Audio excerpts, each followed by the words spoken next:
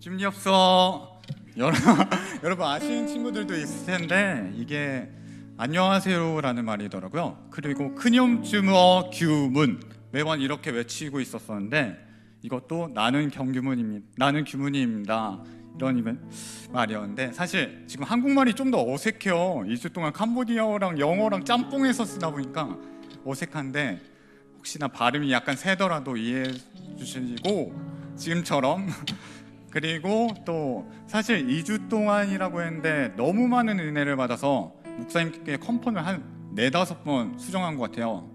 너무 많은 은혜를 받아가지고 사실 나누자면 뭐 오늘 하루 걸릴 것 같은데 제가 5분 동안 짧게 나눌 테니까 잘 들어주셨으면 감사하겠습니다.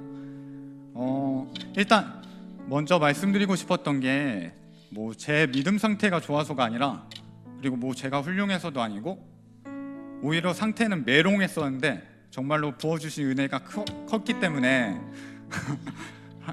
하나님께 초점을 맞추고 들어주셨으면 감사하겠고요.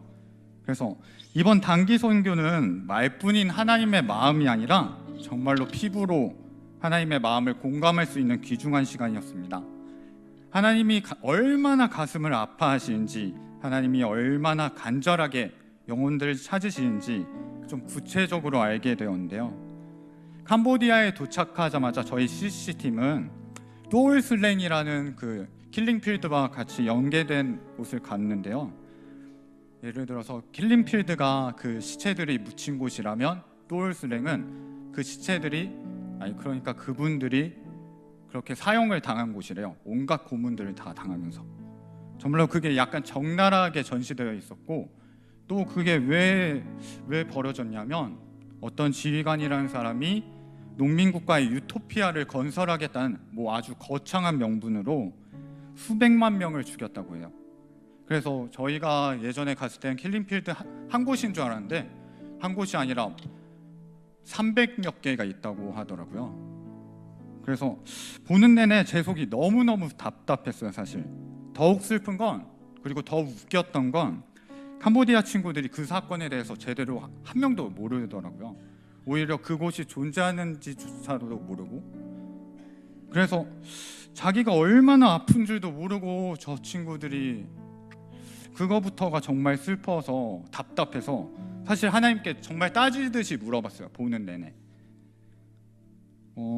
도대체 왜 이 땅에 하나님 그런 끔찍한 일을 허락하셨습니까?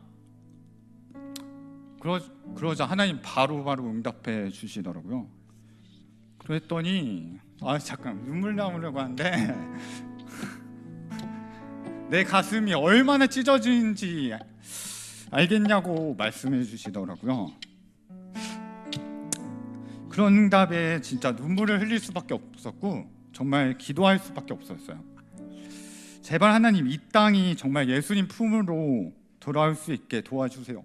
그거를 한 2시간 동안 버스 타면서 계속해서 그걸로만 기도하고 그랬는데 그런 슬픈 마음이 자연스레 간절함으로 이어졌게 되더라고요. 캠퍼스를 밟으면서도 계속 예수 열방의 소망 막 그런 찬양을 그냥 혼자 부를 때도 있었고 친구들끼리 함께 부를 때도 있었고 하나님이 세상 그리고 무엇보다 정말 뜻깊었던 게 사실 저한테는 요한복음 3장 16절 하나님이 세상을 이처럼 사랑하사 그냥 기계적으로 외우는 멘트들이 사실 그게 아니더라고요. 하나님이 세상을 이처럼 사랑하사 독생자를 주셨으니 라는 말씀이 이렇게나 절박하고 심정의 고백이었다니 정말 놀라웠고요. 그리고 그 마음을 대변하듯이 캄보디아의 상황은 정말 끔찍했어요. 바깥으로 보면 우리 교회만한 불상이 마을 정중앙에 떡하니 서 있고 마을 한 곳만 그런 게 아니라 모든 곳에 세워져 있었고 내적으론 빗물을 담아서 식수로 사용하거나 아니면 진짜 쓰러져가는 집에서 살다 보니까 돈이 그곳을 지배하고 있더라고요. 또한 그 대학교 친구들은 그러다 보니까 당연스레 그 가정을 먹여 살려야 된다 그 이유만으로 또 돈을 추구하게 되고 나름 바탐방이라는 지역이 캄보디아에서 2번째로 크다는데도 교회는 정말 두 곳인가? CC 포함해서 두 곳이었어요. 그 큰 곳에서. 그리고 더 웃겼던 건 어린이 전도협회가 캄보디아에 정말 크게 있다는데, 그리고 교회도 정말 많다고 하는데, 정말 아이들 청년들이 학교에서 쏟아져 나오는데 한 명도 전도하는 사람을 못 봤어요. 그래가지고 그런 친구들이 당연히 한 번도 예수님을 들어보지도 못했고 맨날 불상 앞에 절하다 보니까 이게 너무 자연스럽고 그게 사랑한다고 믿고, 사실 그런 친구들 보다 보니까 내가 맨 처음에 뭘 가르쳐 줘야 될까? 약간 그런 우월감, 교만함이 있었는데 그것만으로도 필요 없더라고요.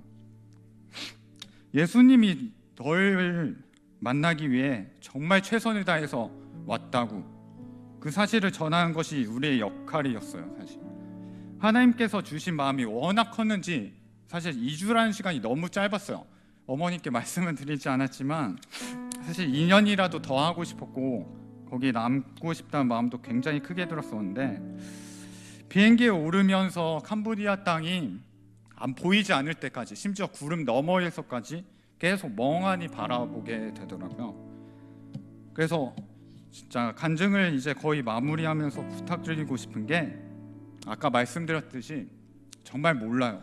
정말 전도자도 한 명도 없고, 제발 캄보디아 친구들의 마음에 예수님을 초대할 수 있기를, 그렇게 이상한 걸로 달려가는 게 아니라, 이상한 지옥으로 달려가는 게 아니라 정말 하나님을 초대할 수 있기를, 그리고 특히 어렸을 때 단 한 번만이라도 기회가 주어지길. 그리고 또 말씀드리고 싶었던 게, 아까도 제가 초반부에 말씀드렸듯이 전도나 선교라는 건 제 믿음 상태가 훌륭해서 하는 게 아니라 성경 지식이 해박해서 하는 것이 아니더라고요. 그냥 단순히 하나님 마음에 반응하는 것, 그거 하나뿐이었어요. 정말로 하나님이 우리 각자를 간절하게 만나길 원하는 만큼 다른 나라의 영혼들도 간절히 찾으세요. 정말로 내 가족, 내 주변뿐 아니라 캄보디아 온 세계를 향해 하나님은 정말 눈물을 흘리고 계시고요. 그래서 우리 자신의 생각이나 계획에 짜여버린 선교가 아니라 정말로 하나님이 주시는 그 사랑에 반응하면서 우리가 날마다 기도했으면 좋겠고, 보내는 선교사든 가는 선교사든 꼭 함께 도전해 주셨으면 감사하겠습니다. 이상으로 마치겠습니다. 감사합니다.